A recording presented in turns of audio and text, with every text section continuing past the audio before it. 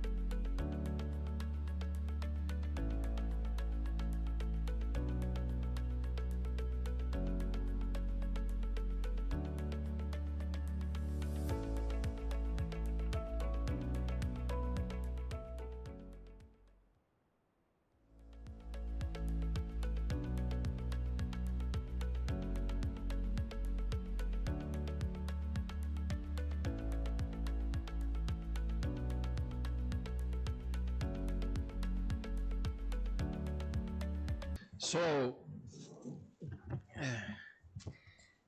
welcome everybody to our Martin Center midday discussion. Just maybe as an organizational remark, because we see how the room is full, but not maybe fully full, so to say. Just to make it's just to explain that sometimes when we have organized these events, we have to be the situation that the room is very full. But so as a conclusion, then we decided to kind of at certain moment, just close the registration. But the trick is to know when to close, and that's always a little bit the issue. Is that last minute people then they either come or go, or maybe as in this situation we have online viewers following us, so last minute people decide to not to come. So just to explain that, okay, we are not viewing here, but the fact that we have some spaces free, in my opinion, doesn't indicate that somehow the topic of the discussion, which is Georgia and Moldova at the ballot box, would be somehow less. So just a couple of minutes just to as an introduction. So of course it was historic week. I can see some of you still have a little bit black behind the eye, following the US elections and on implications of that. But of course that was not only the relevant elections, especially for us Europeans. What we are going to discuss about Georgia and Moldova and the recent elections in those two countries. Georgia and Moldova have been part of our efforts of the EU to Eastern neighborhood policy, um, different policy structures to integrate those two countries closer to us. But of course, since the 2007 war in Georgia, and of course now after the war in Ukraine has taken or started, the situation, the context has changed quite dramatically. Georgia and Moldova, there are similarities, but of course the political, the setting is quite different in those two countries. In Moldova, we have a clearly how we would label it, pro-European, pro-government who wants to push the country to the European Union. We had the referendum, which we closely was positive, and of course the presidential elections, which also proved to favor the pro-EU candidate. So to say that in Moldova, the challenge is the upcoming parliamentary elections, which I guess will take place until 2025 summer, and very important. In Georgia, the situation is different from the years of Saakashvili decades ago, when Georgia was the place of reform and the Western orientation. Things have developed. We have the Georgian dream governing the country since various years, and with some worrying developments. I guess at least my hope was that the election result in Georgia would have been different. it is not. And of course, the question is what will come next. Foreign elements in the country are, for example, the introduction of the foreign agent law, which is kind of copy-paste what has been intended done in Russia and also has been intended in other places. For example, in Serbia, Bosnia, Herzegovina, we suddenly find ourselves in a situation when in a certain time frame, similar kind of proposals for law have been pushed, and as a result, just in a run-up of Georgian elections, for example, we had people who were here, like you, among the participants, returned to Georgia, running the NGOs, and before the elections, the offices, young junior people, very with energy and optimism. The offices were raided, computers taken, all of that, very dramatic, like one of us, one of you. So that's the second topic for sure, the Russian influence in all of this. Then we have the whole big picture is war in Ukraine. After US elections, we will see how will that go, and what is the future of Ukraine, what kind of position US new administration will take, what kind of counter reaction the European Union and European countries will have, and what are the scenario. Of course, the kind of worst case scenario is that then Ukraine would come kind of the land between, and then that model of Ukraine solution would be then copied to other countries, including Moldova and Georgia. So and how to tackle that, and then maybe the the big question, which is actually in the title of our discussion today: what is the impact on EU integration and enlargement process? So how all these dynamics will impact on our strategy. And when you speak about enlargement, you cannot avoid speaking about Western Balkans and then we enter the whole discussion. Who comes first and what is the priority, and then maybe the final question that how much the EU instruments now can have an influence when we see big global powers and dynamics at play, and how to do in that situation. So thank you very much for coming. Thanks for panel, and okay, also welcome to online viewers. I hope the audio is good, and with this I would pass the word to Teona Lavresvili, our visiting fellow, who will moderate the debate and will introduce the speakers. So welcome, and Teona, floor is yours. Thank you very much, dear Tommy, and good afternoon. It's a pleasure to welcome you at the Martin Center to this important event. And as also Tommy mentioned, indeed, we gather today at an important juncture of events on both sides of the Atlantic, and which have profound consequences on Europe, but also on its neighborhood. And as the EU now navigates its still new institutional and political landscape, EU enlargement is still maintaining its momentum, with 10 countries lining up for the EU membership. And in the recently adopted enlargement package by the European Commission, this commitment has been reaffirmed, that indeed the enlargement will be a priority, with preparations also for pre-enlargement reviews, policy reviews underway. And today you have also perhaps observed the Commission designate hearings in the European Parliament. However, perhaps also it needs to be acknowledged that EU enlargement and integration process cannot be expected to follow a linear path, and a repeat of 2004, when 10 countries joined the EU at once, seems rather unlikely.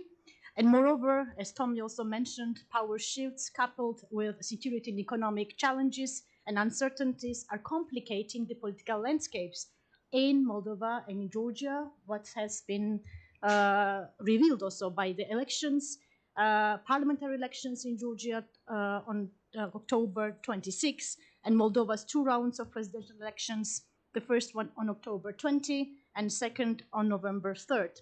And not surprisingly, these elections have been watched closely in Brussels, and because this was a crucial test for these 2 countries to choose between Russia and the West.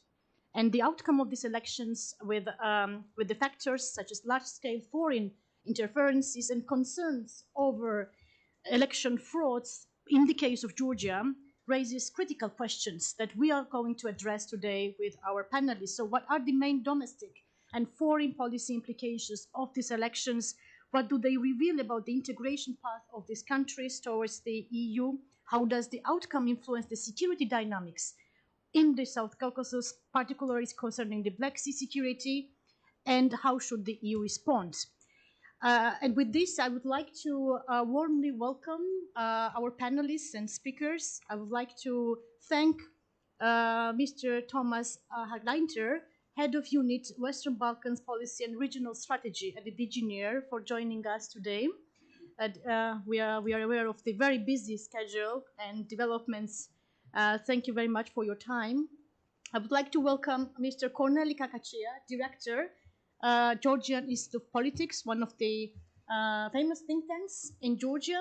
I would like to also warmly welcome Julian Groza, who is joining us online, Executive Director, Institute for European Policies and Reforms. And last but definitely not the least, our panelist speaker, Dorina Baltak, who is a researcher at Loughborough University in London. And I will be very pleased to moderate this event. And of course, as Tommy mentioned, we have indeed online participation. This event is being live streamed. And of course, you will have an opportunity as well to engage in the Q&A sessions. I would like to start this discussion perhaps from you, dear Corneli, to learn about more domestic implications and your takeaways of Georgian elections, and what are the ongoing steps also in Georgia to address these reported irregularities, and perhaps also share your insights. How should the EU respond? You have 5 minutes, so the floor is yours. First of all, thank you for this invitation. I think a few years ago, if there was a talk about Georgia, probably nobody could imagine that Georgia could go so far and could change its trajectory. And unfortunately, this is true. And it's not just new thing. It's not with this election, but I think it started after Russian invasion of Ukraine, but even before that. Recently what we see is that basically we see that not only backsliding in terms of democracy, but we see now the consolidation of this autocracy. And I think this is what is happened also during the election. Basically, one of the huge problems which this election also revealed, and famous political scientists, Lucian Way and I forgot the second.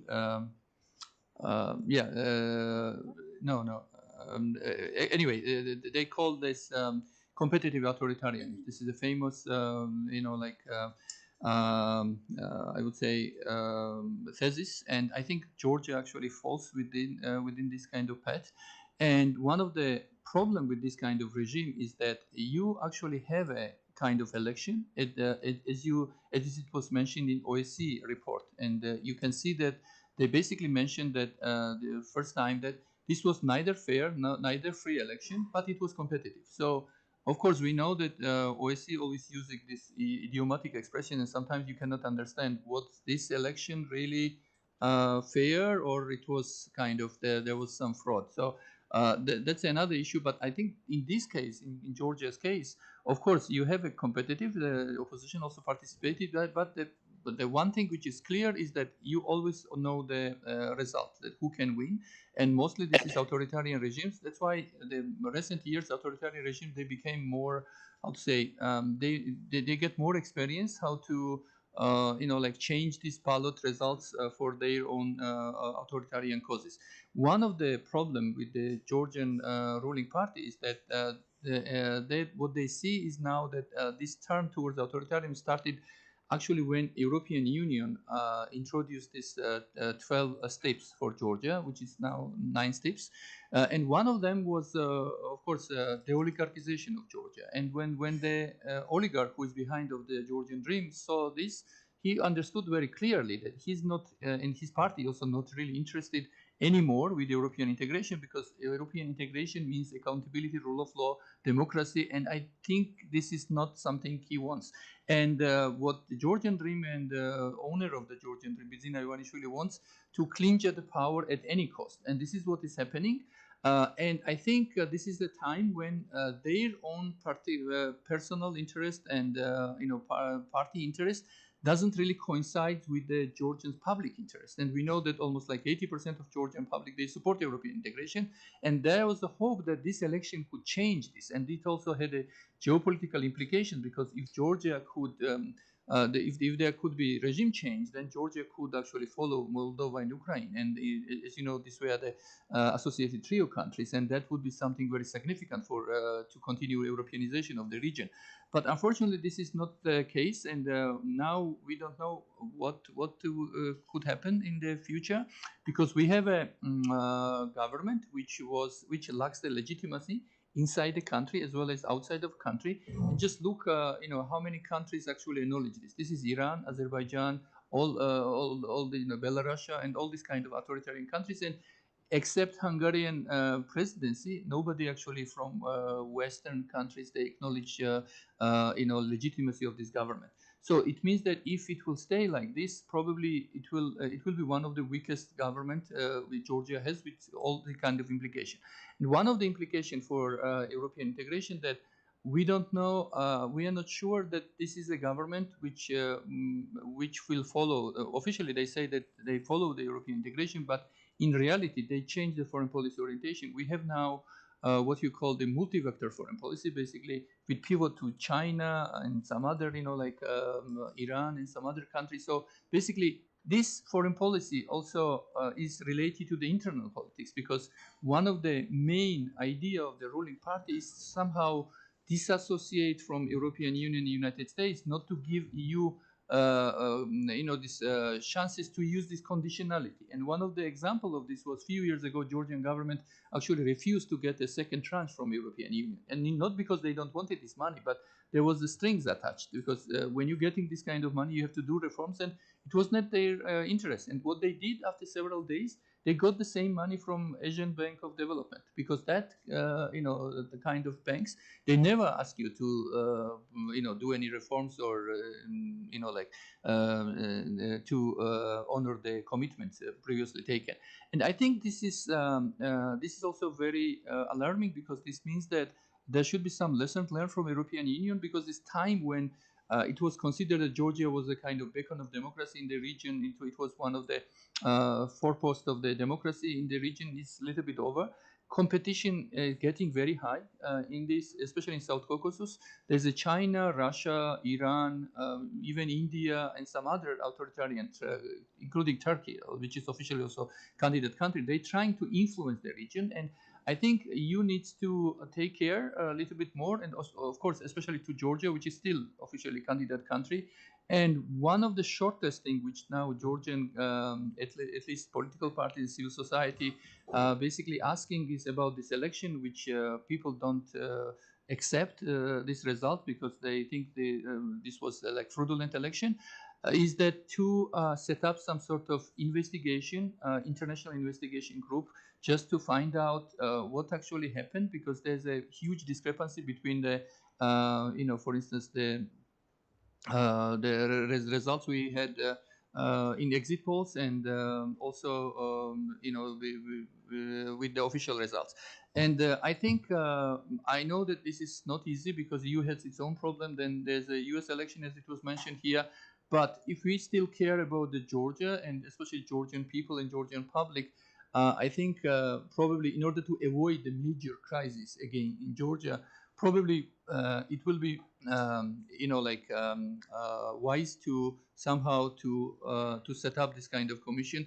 I know we had a very bad experience, and we remember all a few years ago when Charles Michel was in Georgia, and he tried his best, to help Georgia, and it didn't really work.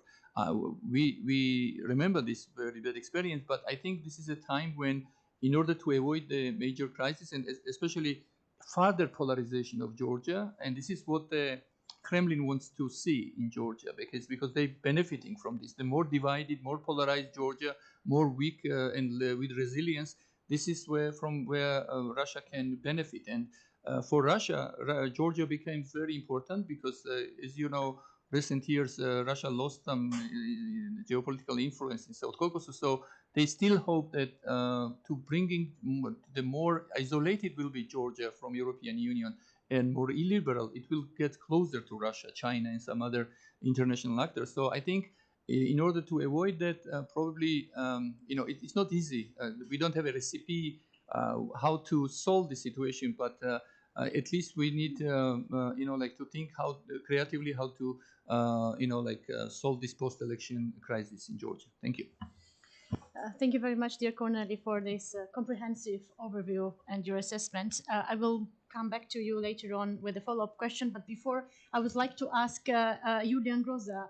Once again, thanks for joining us online, Julian. And can you please share with us your own assessment on Moldova's 2 rounds of elections, guide us through the electoral process, but also perhaps key takeaways on the implications on domestic and foreign policy of Moldova. Thank you.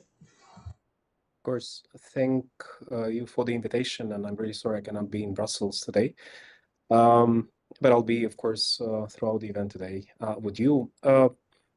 Hello from Moldova, from European Moldova. We managed to secure our European way during the last electoral processes.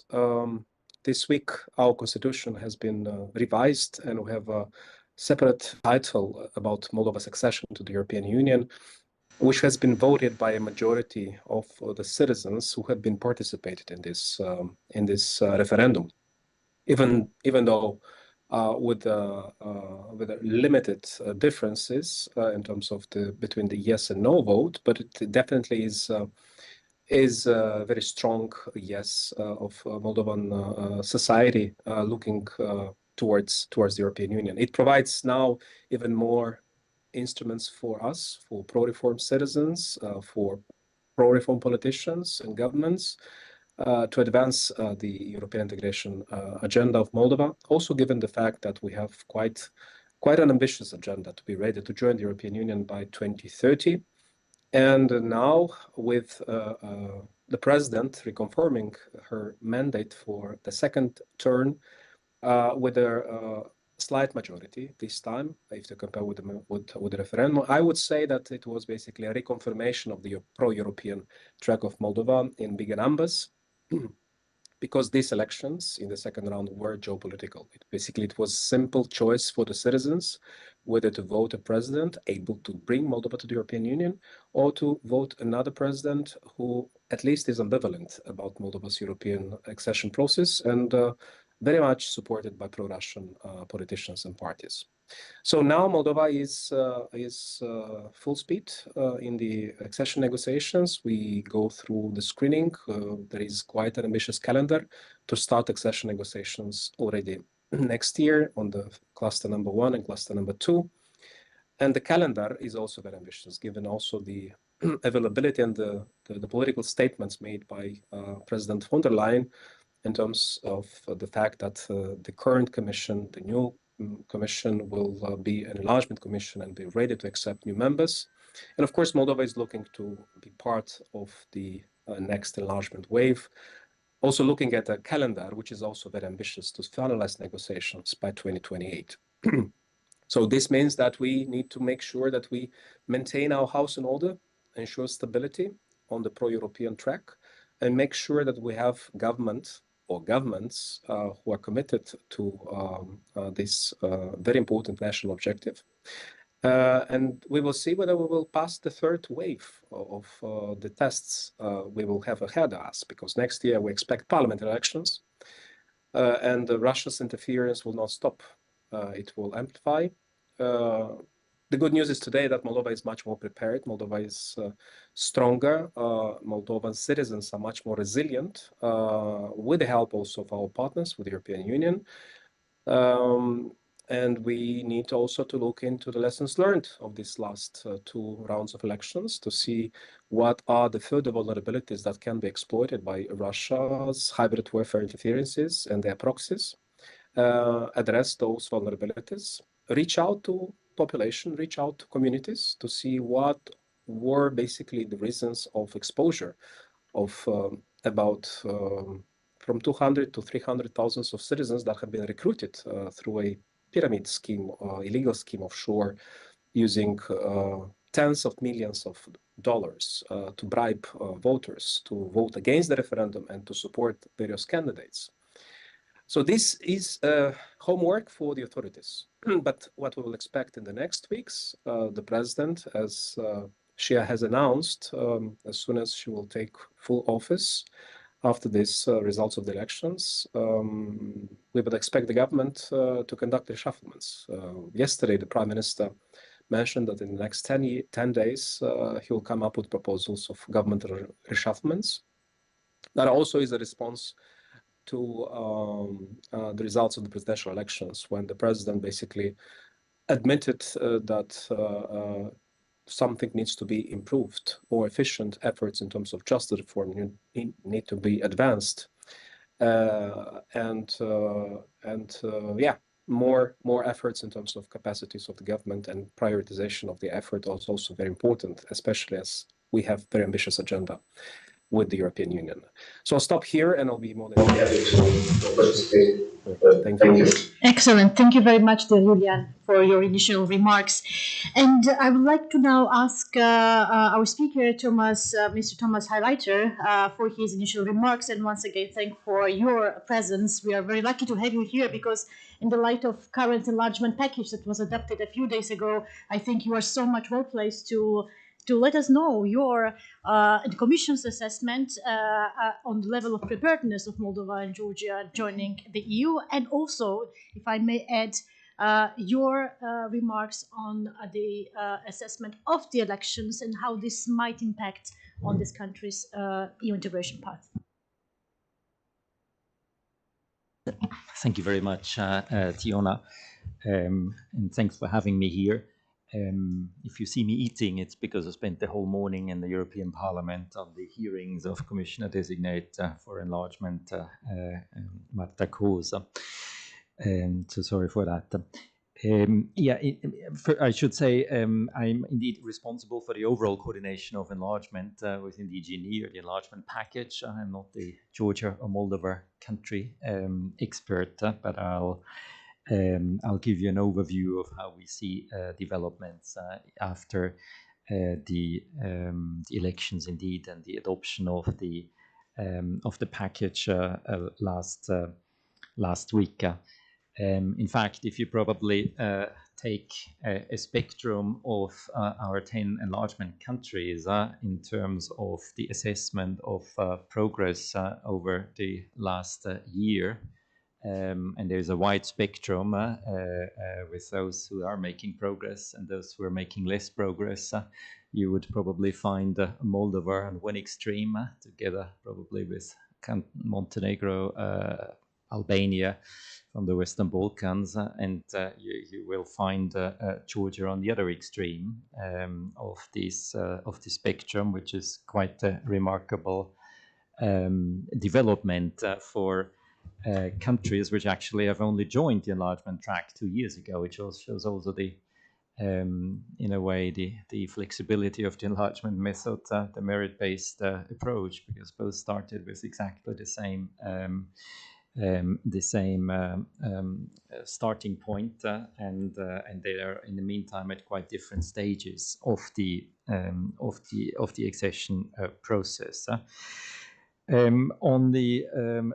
I start with Moldova. The elections have already been mentioned.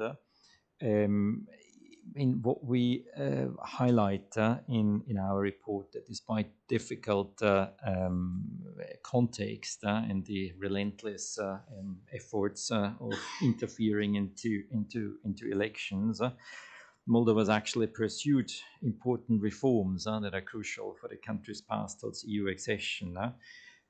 Let's recall that we had in June the first intergovernmental conference to open accession negotiations. In our report, we noted, for example, Moldova's determination in implementing a comprehensive justice reform. The recent reforms enabled Moldova to continue the fight against corruption through the de-oligarchization action plan to put concrete actions against the core oligarchs in place. These reforms have also been crucial to act against subverting democracy in Moldova and to counteract the illegal funding of pro-Kremlin political activity. Just to give one impressive example, in the first months of 24, courts issued more confiscation orders for corruption cases than they did for the last 4 years combined. In 24, Moldova has seized numerous assets as parts of the laundromat case. In total, more than 1.2 billion lei, 62 million euro, have been confiscated this year, including abroad. So these are just some of the highlights that we have mentioned in this year's report, and of course we would like to see more.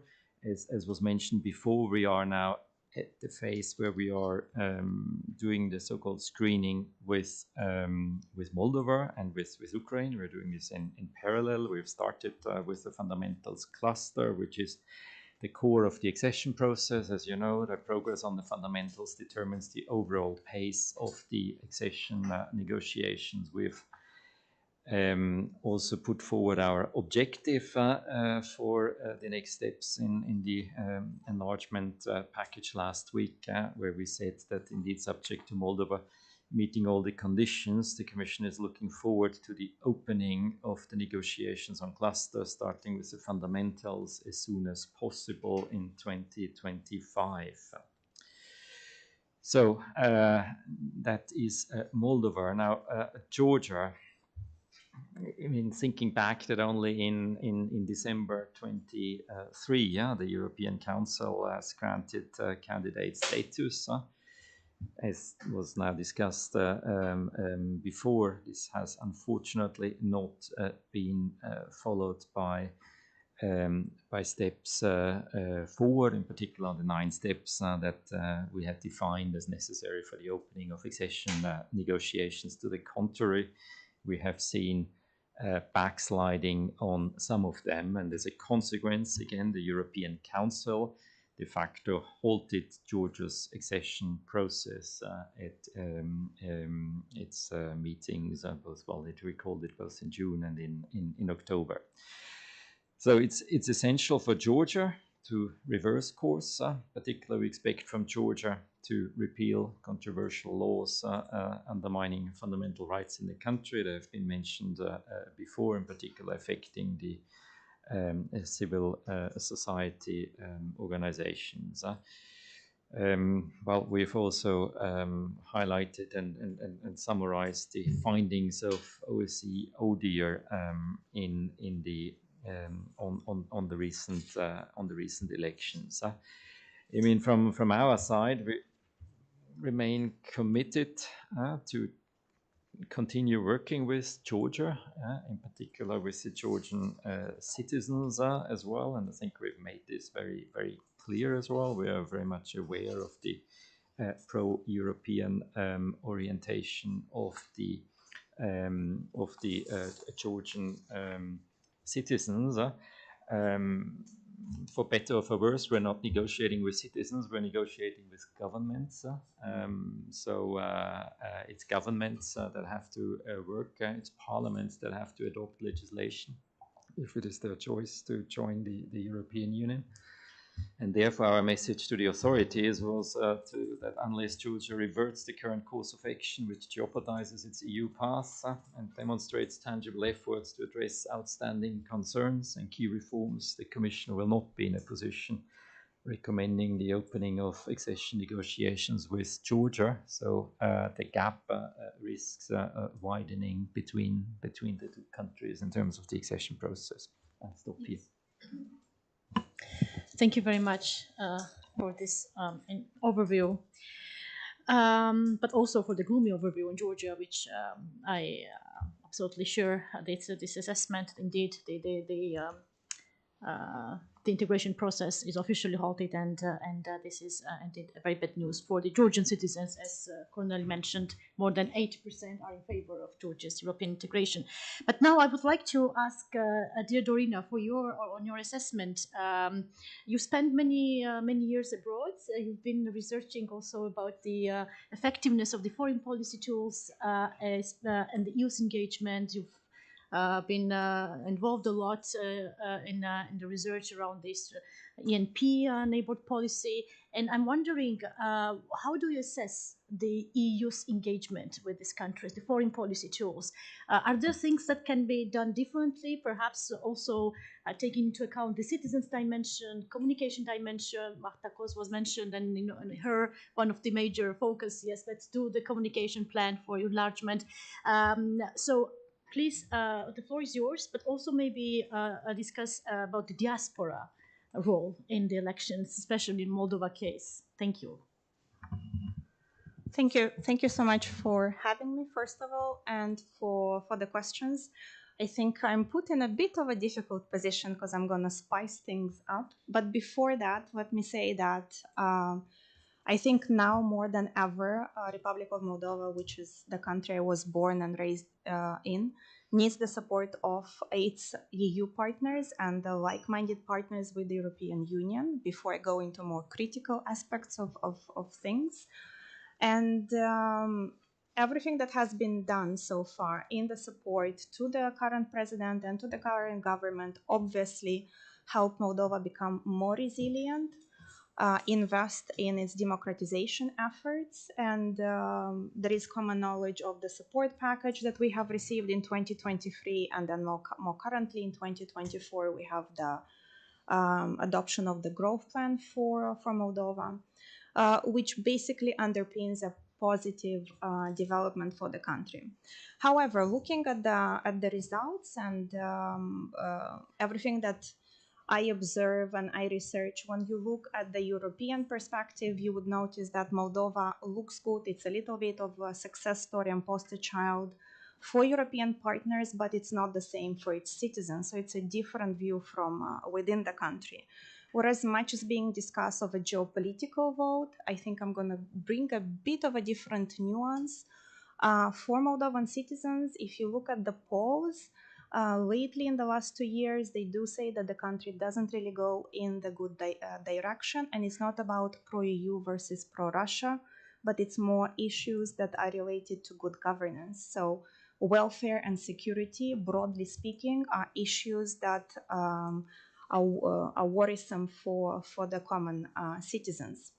So having just returned from a working mission in Moldova, also engaging this year with different stakeholders from the government, political parties, civil society, mass media, diaspora, I would say that when it comes to EU foreign policy tools, I think there needs to be a slight twist in its approach. Effectiveness is very much linked to impact. Impact is very much linked to change. And in this sense, a citizen would expect tangible results that the citizen can feel. And I think for a country like Moldova, where we're talking about a nascent democracy, you would need to have a feeling that the change comes from within and not as a pressure from outside, because then we're going to be replacing one foreign actor for another. And this is something we want to avoid. And indeed, the European Union is not working with citizens, it's working with government. So in this sense, what can be done to be a little bit maybe more constructive? Looking at all the data while coming on the train, I try to be a bit more constructive about it. So I think first and foremost, on the side of the European Union, accountability and oversight mechanisms. It's very much important that the European Union and its partners do not tap neither Moldovan president, neither the Moldovan government on the shoulder for doing well, but to have strict oversight mechanisms to ensure that reform initiatives are effectively implemented till the end.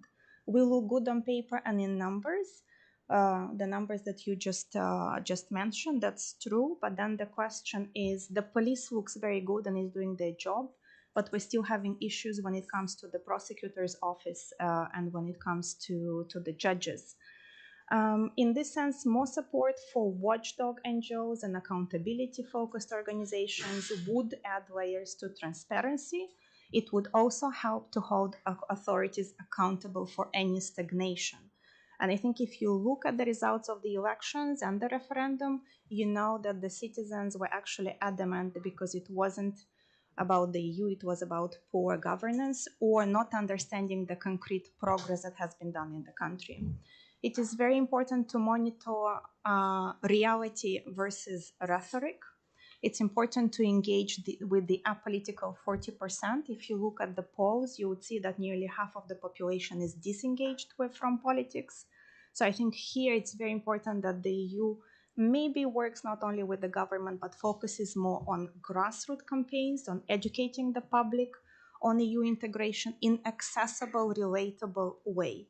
Let me give you an example. It is very important to utilize trusted local figures. We have heard about how easy it is to take people which live under poverty lines and to buy their votes. Yeah, so for a country which is almost the poorest country in Europe, competing with Albania probably, then it's important to work locally, to enlist teachers, to enlist social workers, to enlist librarians, those people who are deeply embedded in local communities. So instead of talking about big numbers and the growth plans, which the maybe 10% of the intellectuals understand, the common citizen needs to hear about what has changed in their life right here, right now. Last but not least, as a third block of data would point us about the quality of governance reform. So it's very important to build depoliticized institutions. It should focus on building trust in these institutions to be aligned with good governance principles. It's important that the EU can assist in implementing guidelines to prevent the political appointment of directors, to limit the overuse of interim directors, and to support, for example, independent oversight in state-owned enterprises. Last but not least, I think when it comes to a country like Moldova, we should stay away from a one-party serves all, because then such a party will face challenges and systemic pressure.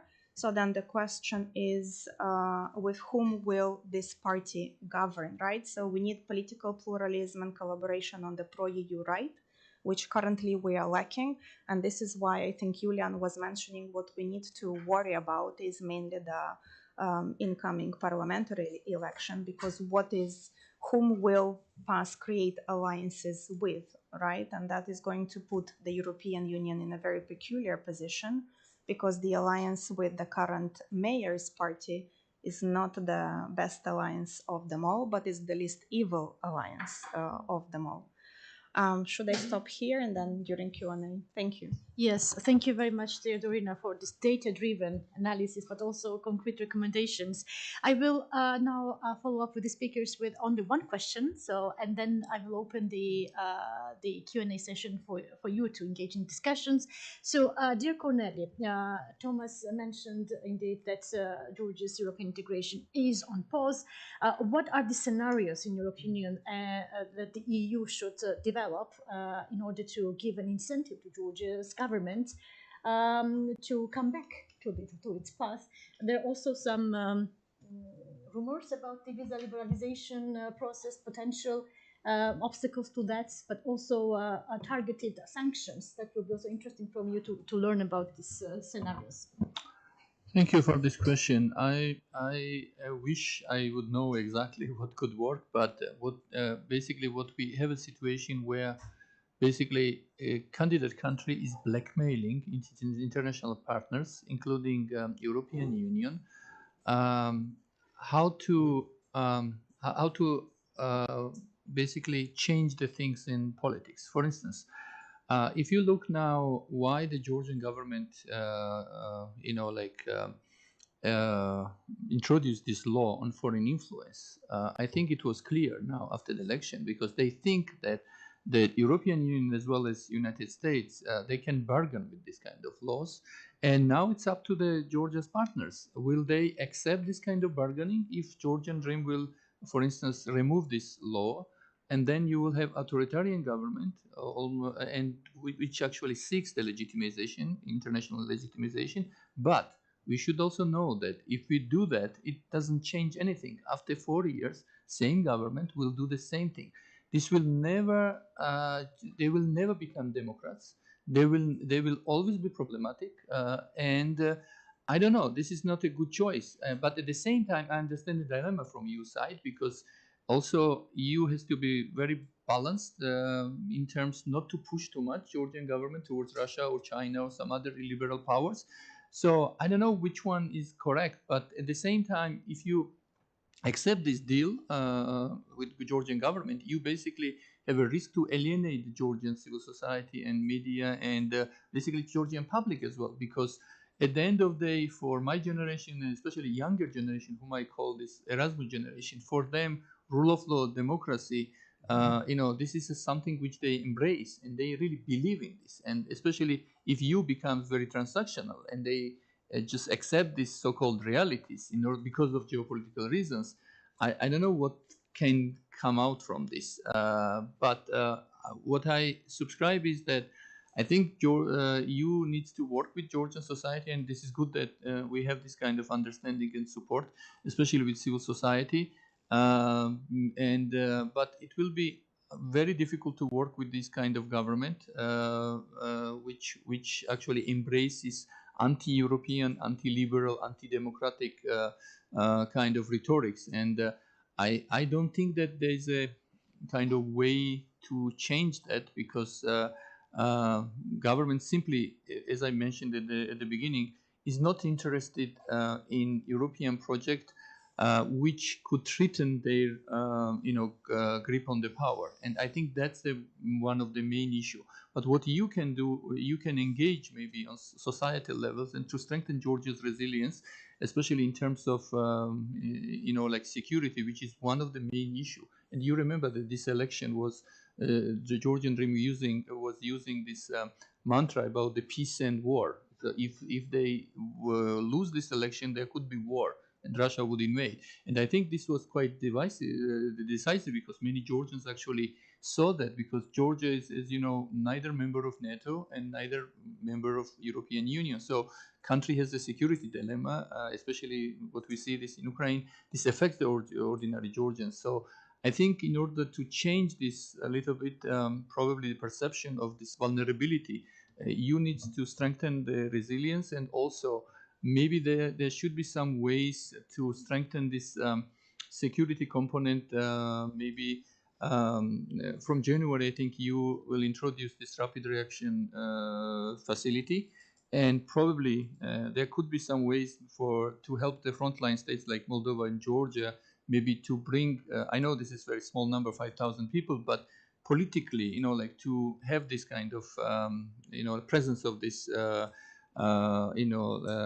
People there. I know that Georgia has already, UMM and some other thing, but that was a little bit that mission was for UMM a little bit different, or more like stabilization. But I think we now need a little bit kind of different steps from EU side. And of course, we understand that EU is not a security actor like NATO and some other, but at the same time, this is the important issue also for ordinary Georgians, because they want to know exactly that how to ensure security and peace and stability. And that's one of the major things which EU can bring, because EU, at the end of the day, this is a project of the peace. And I think this is how this should be communicated with ordinary Georgians as well.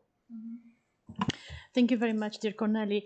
Dear Julian, I would like to ask you regarding the challenges related to Moldova's EU integration path. Also, Dorina mentioned the challenges to good governance. We have also, in this respect, assessment of the European Commission. I also would like to pay attention to the brain drain challenge that Moldova, but also Western Balkan countries, but now we are focusing on Moldova and Georgia, are facing, and the labor shortages. That's who will be leading these accession talks? Who will be there to transform this country? So these are a few obstacles that I would like to ask you to share your assessment and also feel free to comment on some of the insights of Dorina. Sure. The short answer, who will lead this process politically is the president.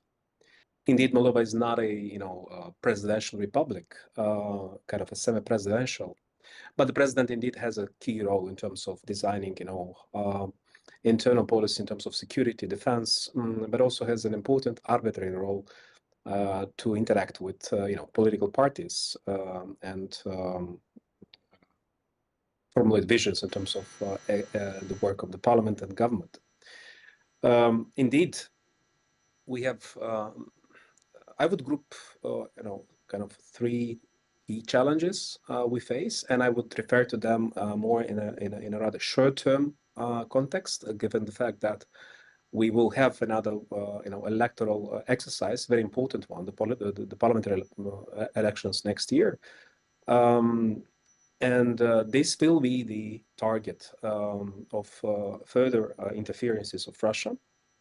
And we know that because already, after the announcement of the presidential elections have been announced,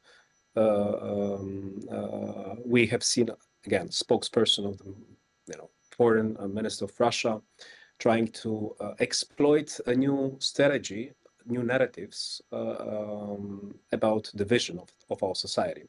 By the way, many also in the West, think tank communities, but not only, try to underline the component of polarization. But in this case, Russia basically agenda is very much to advance a more extreme polarization component, trying to source internal conflict within, the regions within the country based on the votes of the citizens in the referendum or in the presidential elections. But also internal conflict in the sense of creating, two Moldovas, one in diaspora and one in the country.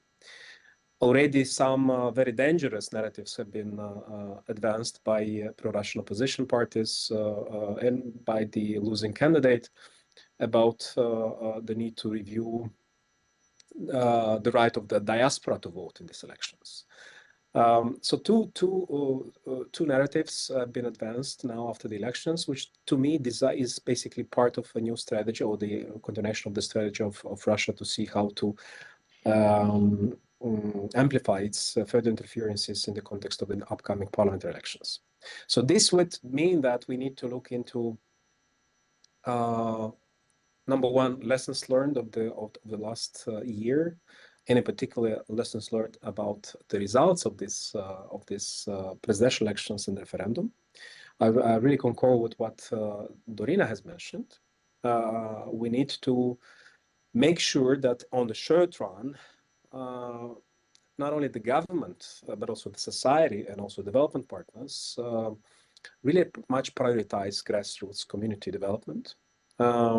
Because one of the lessons learned of this elections and Russia's interferences and this illegal, pyramid scheme used by Shore was that many of old ladies and persons that have been recruited in this unprecedented scheme of vote fraud, they've been just, in a situation not being very much occupied, so they would need to be engaged. There is a need of a feeling of engagement for vulnerable groups of the communities. So I really concur with what Dorina has mentioned. We need to see how we can better involve, local actors, librarians, social workers, civil society, mayors to outreach to this group of vulnerable people to try to engage with them, because information, Stratcom, of course, it's something which will continue to reach out to explain to the people, but this is not enough. This is not enough. People needs to be, engaged into a process, and this, of course, it's a long-term kind of action, but I'm sure we can think of what we can do in the meantime to, create more resilient space around those more vulnerable people that have been easily used and recruited in these illegal schemes. Challenges, security again, it's clear. that Russia's interference will not stop. We know that Russia's strategy is very much flexible and it is adapting to the new realities. Moldova managed to resist the recent waves of hybrid warfare of Russia. But this means that Russia will adapt its strategies, its instruments to further conduct its interference, with the aim, of course, to create an environment in which Moldova can not, act in a more stable environment of governance. So, if we speak today about the need of reforms and short-term interventions, we need to see what can be done more to increase the resilience and the capacities of our institutions, law enforcement, prosecutors, judges, to deal with these unprecedented illegal types of operations, which undermine, the activity of the institutions. Number three, again, is very much about, and it is connected. It's about the need to advance, to expedite on a series of reforms. Moldova has been doing quite well in terms of advancing its extraordinary justice reform efforts, despite a lot of challenges. And at the same time, we have to acknowledge that these reforms need to be not only expedited, but need to produce an impact, a change. Because it's not enough, to talk about the process. It's more important to talk about the results, and this is exactly what people want to see. And this is an area where we still lack very concrete results. We see more effective, more efficient work of law enforcement authorities like police, but we still face challenges in terms of the next steps, in terms of investigations and so on and so forth. Even though in the last year, even that mentioned by the Commission's report, we have some very good indicators in terms of progress, even in that area. But this means that we need to address that. So just to sum up, I think three dimensions are important: the security part, to further increase the capacities of the administration, of the authorities to deal with adapting instruments and tactics that Russia will use to further interfere. Number two, to advance in the short term interventions at the governmental level in terms of addressing, prioritizing resources and capacities, not only to deal with very ambitious accession talks activities, but more important in terms of efficiency of the work of the administration, that will be able to advance the reforms in critical areas like justice and anti-corruption. And number three, again, summarizing, we need to see the government, but not only the government. Citizens being more engaged into. Thank you. Area of more cohesion activities. Yes, thank you very much. Thank you very much, Julian. Dear Thomas, I would like to come back to you with I think a bit broader and a general question, but perhaps a difficult one. It's about the readiness of the EU itself.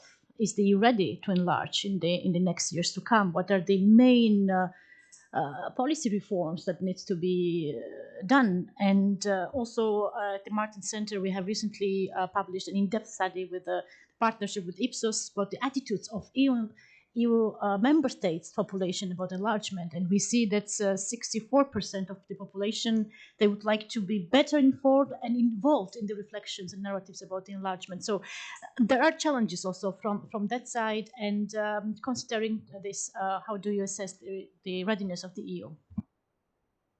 Yeah, thanks a lot. Let me just, before I come to that, react to some of the comments that have been made before to make it a little bit lively. But first, let me take a step back in terms of some reflections on enlargement overall. It is not without reasons that we recommend to candidate countries to build a broad consensus on enlargement. It doesn't mean that everybody needs to agree. But given the nature of the process, given the time it takes, given the effort it takes, it is indispensable to have a broad societal consensus on enlargement. If you don't have that, things can happen like in, I take another previous enlargement country, such as Iceland, where you have a 50-50 situation. And after elections, it changes, and then they hold the process. Now, that doesn't really matter if you're a NATO, Schengen, and EEA member in the middle of the North Atlantic. But if you're in the geography of Moldova and Georgia, it's vital, it's essential to build this broad coalition. And this broad coalition, I'm afraid it's not the European Union that's going to build it. It has to be built domestically. That has to be done domestically. Because if you have the 50%, you open the door, obviously, to Russian, they can play around this with this margin and try and turn it around. So that's absolutely indispensable.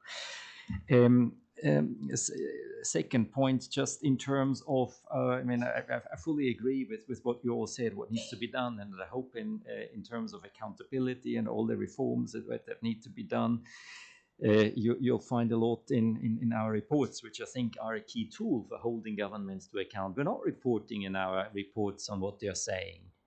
We don't care what they're saying. We know that it doesn't matter. We're reporting on is what they're doing, the countries, and that's on that basis we're concluding. And again, that needs to be followed up by a national discussion. Governments need to be held account by political parties. If that doesn't work, it has to be NGOs. We're supporting NGOs a lot. That is exactly the reason, obviously, why they are trying to limit the influence of NGOs. But again, this national holding into account the governments for what they're doing or not doing, that needs to be done domestically. Again, because the EU, I think you need to understand, you mentioned about bargaining. We're never going to bargain on values and fundamental issues, not only because they are simply fundamental for the union and its functioning, but also because we have 10 enlargement countries. If that want to join, if one of them says, "Listen, we're moving in a different direction," I'm sorry to say, but the EU it will not be a tragedy for the EU. It will be a tragedy for Georgia, I'm afraid. So I think that also needs to be. Sometimes I think we need to be much blunter in the way we are communicating as well with the authorities. It's Georgia that wants to join the EU, not the other way around. Just a last point, and coming to EU reforms.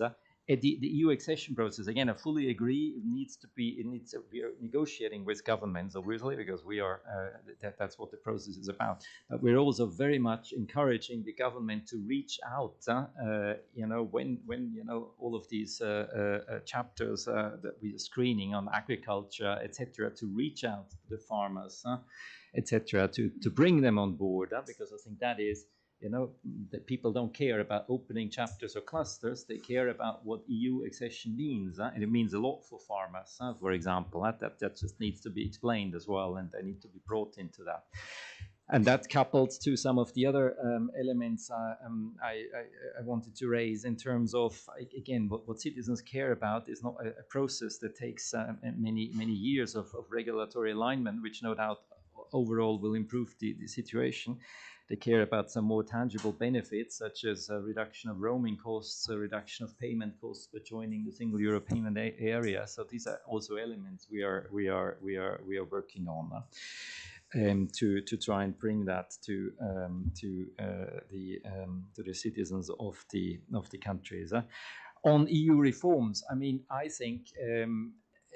And that's no doubt has to do with the fact, I'm working on EU enlargement over the last 20 years, so it's on my agenda since 20 years. It makes a difference if it's on my agenda, if it's off the agenda of the European Council. And due to the Russian war of aggression, it is back on the agenda of the European Council. So this is a window of opportunity for all enlargement countries to take it or not.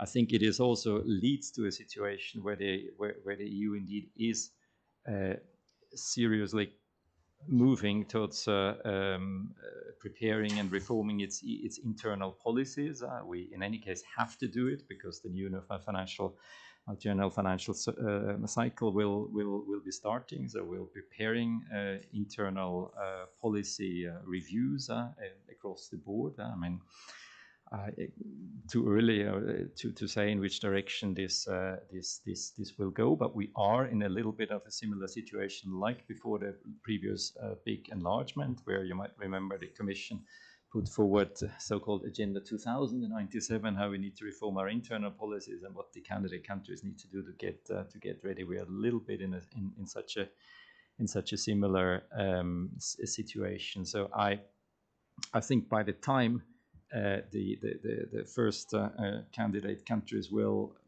be ready, I think also the EU on its side will be ready to take on new members. So thank you so much, dear, excuse me, dear Dorina. I will keep my question for myself. I will open the floor now, and then I will of course give you the opportunity to have your remarks during the Q&A session. So the floor is open, and I would like to ask also our participants to come in. Yes, Nicholas. Thank you, Teona. Nicholas White from APCO. Very much speaking in a personal capacity. I want particularly to say hello to Julian, who I wish was in the room with us, but it's very nice to see you. We've both grown beards since the last time we met each other. Yes, I think yours is looking better than mine. My question, this has been a great session, and we've gone into great details about both countries, which I know very well. But there's one topic that hasn't been mentioned at all. The fact is that both Moldova and Georgia, neither of them controls their full territory. In Moldova, you have the Transnistria problem, and in Georgia, you have Abkhazia and South Ossetia. And I wonder whether the panelists believe that the European integration process is going to speed up the reintegration of these territories. Is it going to drive them further apart? Is the EU capable of absorbing yet another divided country after Cyprus? Thank you. Perhaps I will collect another question and then I will give to the panelists. Yes, please. Hi, my name is Sandra Kaduri. I was in Georgia for 2 years working for NATO between 2015 and 17. They were very desperate to join EU and NATO at the time. Just wanted to make one point in that everyone was obsessed with meeting the criteria to join NATO and EU rather than for its own sake, for the country's own sake. This is what it's about, making the country stronger and more democratic for themselves. But that's just one point, and I'm sorry that things have gone a bit backwards. But my question is, given that we're not yet able to communicate well enough in environments with populist style politics, and while there's so much interference, do we realistically think that any of these countries will be resilient enough to join while Putin is still in power? Controversial question, I know, but it's... Of course, we just need because to say, I know... We need to address the elephant in the room, right? So it's... Well, also, I mean, if Serbia joined the EU, it's bringing in a whole lot of other problems, for example. But anyway, Indeed. Without talking about individual countries, yeah. Yes. Okay. Please. Thank you very much.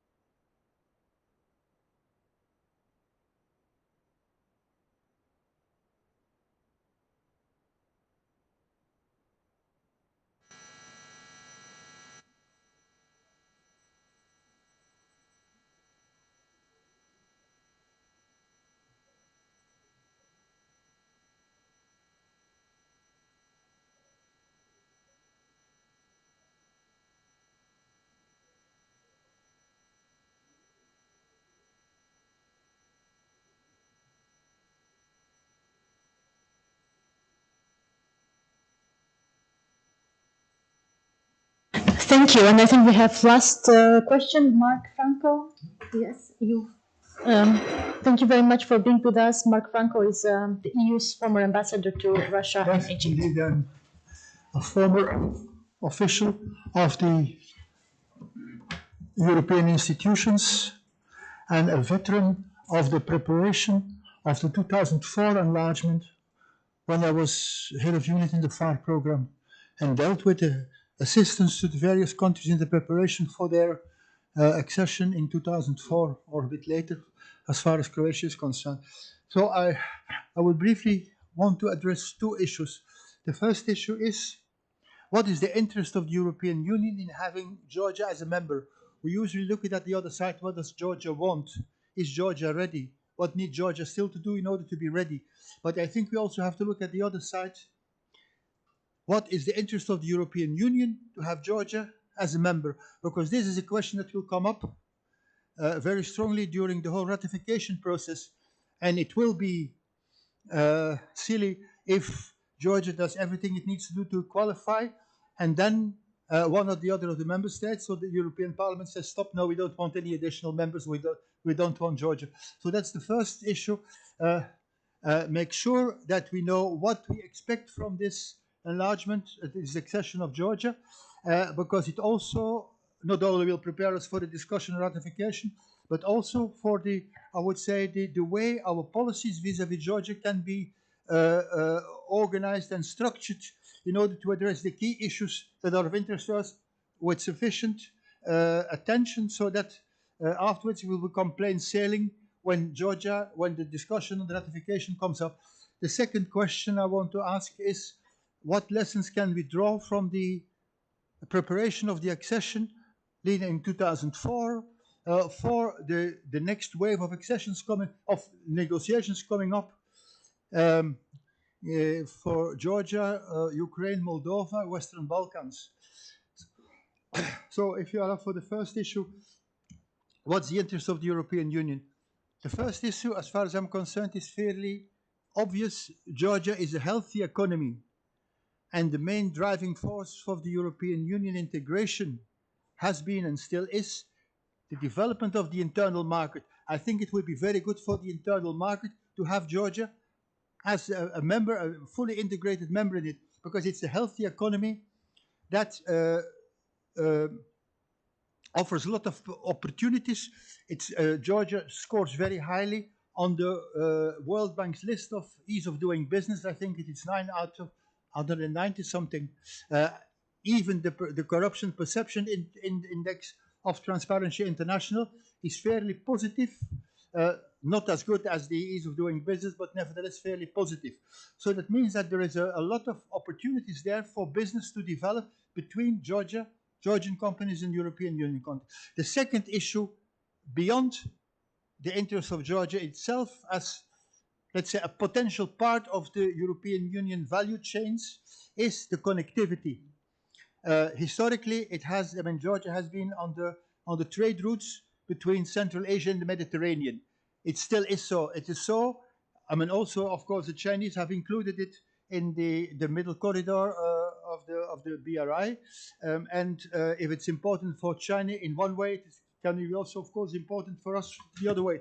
It is the gateway to the Caucasus. It's the gateway to the Caspian Sea. It's the gateway to Central Asia and beyond. Thank you. For trade, no issue about this is very important. But then specifically, you have energy. There are the issues of not just the energy transit, the transport of oil and gas, but also the submarine cable linking, I think I'm not mistaken, Bulgaria with Georgia, would offer opportunities for having evening out surpluses and deficits in solar energy production. Because, of course, Georgia has a sun, and the Caucasus have sun at a different time than from the European Union. The multiple fiber submarine link between Romania and Georgia offers an opportunity not just linking European Union to Georgia, but further down the Caucasus and beyond. Dear Mark, thank you very much. Thank you. Yes, because we are a bit short in time, and therefore I suggest that we continue discussion on some of the points. Perhaps after the event we will stay a bit longer. But thank you very much for this intervention. Shall I address my second point, or do I do it later? No, I think later is Okay. better. I think we understood your key points and the questions. So I will now address our speakers to react Okay. on the questions that we have collected. So Dorina, I start with you as promised. Oh, thank you. I'll go straight forward to the question on having divided countries. This is clearly an issue, but also a non-issue. So, if you were to look at the Transnistrian case in Moldova, it's you will see the difference between Transnistria before the association agreement and after. And if you look at the data, and maybe Julian can add here a little bit more from the security perspective, but the European Union has become the economic partner for this region, and you would see that in the referendum, the vote towards the EU increased, unlike expectations. So I think in this sense, people to people and all the connections between businesses, because they had to register with the Chamber of Commerce in Moldova in order to be able to export to the European Union, has made a change of heart in the minds of people that are living in Transnistria. And then, business and politics usually go hand in hand together. And at the same time, having a war at your doorstep, I think made them think a little bit about their alliances to Russia. But I will let Julian elaborate because he's the security expert in the room.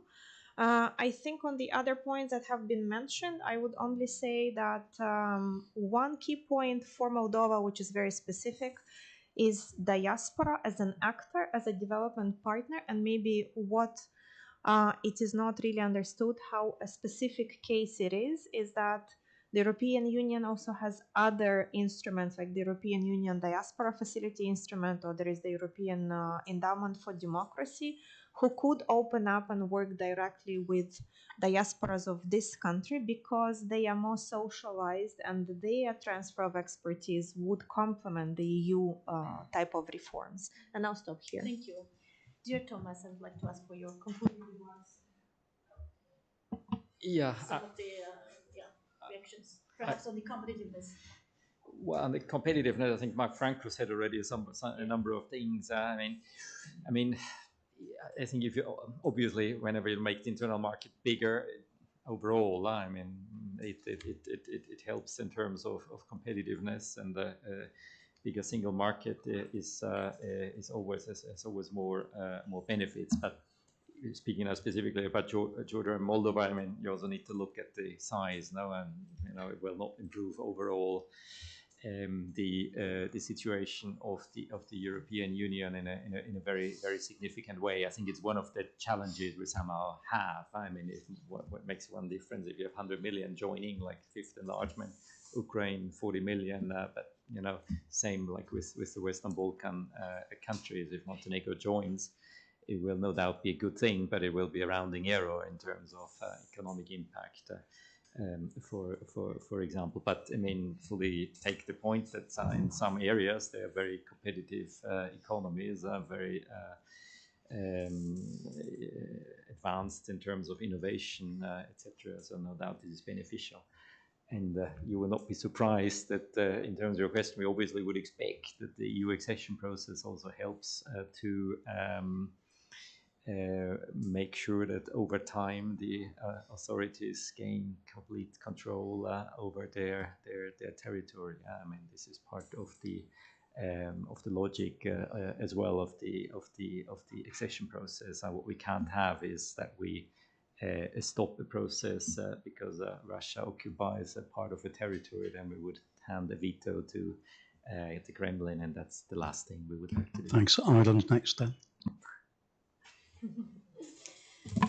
Thank you very much, Thomas. And dear Corneli, please, your reactions. I think, most of the questions were answered, and I agree with most of them. And I think, issue is if we just look what the Putin wants, and if we just act according what he wishes, then of course we will have more and more conflicts, because these conflicts in Moldova, Georgia, and Ukraine is created because of that, to make EU and NATO and other actors to think twice and to complicate the integration of these countries in Euro-Atlantic space.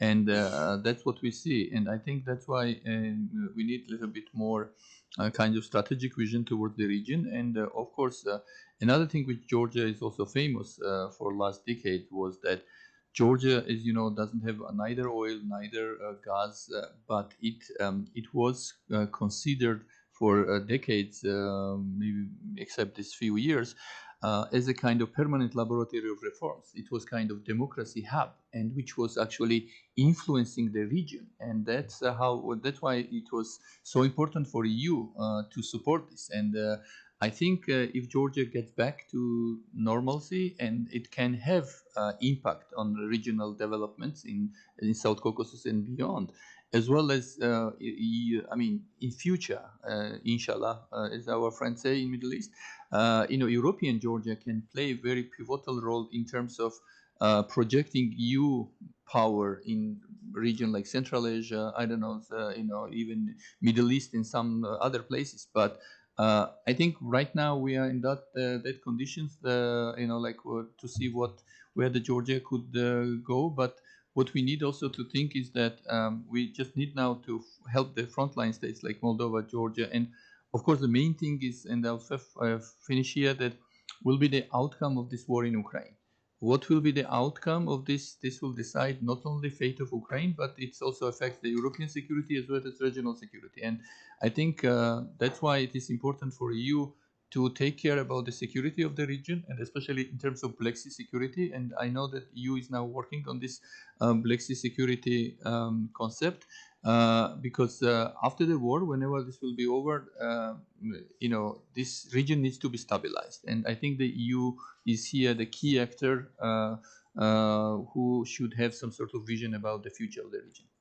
Thank you, dear Corneli. And dear Julian, finally, over to you. 2 minutes for your concluding remarks. And then we finish the event. I can. Number one, I think I'll be short. I think we should, what the war in Ukraine taught us is that one should not, care of the health of one political leader or not.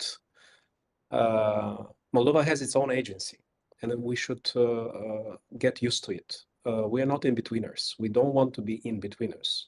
And I think if we look now in the region, we know very well that as Ukraine has, we also have our own agency. And I think we should not look in Moscow what they will decide for us, but what the people in Moldova decided. And they decided very clearly that they want a future as part of being of the European Union, as part of the European Union. On the Nicholas question, I think I don't know now if European integration accession process will help the integration. I'm sure it should help. As Dorina mentioned, the last 10 years of association agreement showed that it created a lot of leverage and brought the region much closer to the rest part of Moldova and to the European Union in terms of trade. All the trade now, majority of the trade now from the region, especially after the war started in Ukraine, is directed towards the West, towards the European Union. And the citizens, of course, with the war in the region, realizes more and more that where the danger is coming from and where the most stability is there. So people are looking at that level as well towards the West and towards the reintegration. And now I think the last 2 years, what this year's taught us is that this integration model, economic integration model with the European Union, indeed, it provides a good opportunity for helping the integration process to happen. I think that the accession process with the EU, with the funds and will be coming together with the reforms that we need to advance, would provide a very good opportunity. But at the end of the day, I think we also need to acknowledge the fact that it's not only about how European integration can help reintegration or how Chisinau and Tiraspol can adjust their dialogue. I think it will very much depend on how the war in Ukraine will end. So these are the two factors that we'll have to look at. At the same time, as I mentioned, I think we need to speak more and more and understand more and more that even countries like Moldova has their own agencies. And I think we proved as citizens, and not only as citizens, but also leaders, that we dare and we need to have that type of treatment from our partners. Thank you. Excellent. Thank you very much. And then with these concluding remarks from all of our speakers, I would like to close this event. I would like to thank of course, to you for coming here, for attending and participating, to our online viewers who have been watching and following our event. And of course, our speakers, Thomas Heikleinter, Head of Unit Western Balkan Policy and Regional Strategy at DG NEAR, Corneli Kakacia, Director, Georgian Institute of Politics, Julian Groza, Executive Director, Institute for European Policies and Reforms, and Dorina Baltag from Loughborough University, London. Thank you very much, and I wish you a very nice afternoon. I think it was really a forward-looking event, also a rich event, full of challenging questions, but also interesting responses, but I believe rather forward-looking. So with this, I thank you and wish you a nice afternoon. Thank you.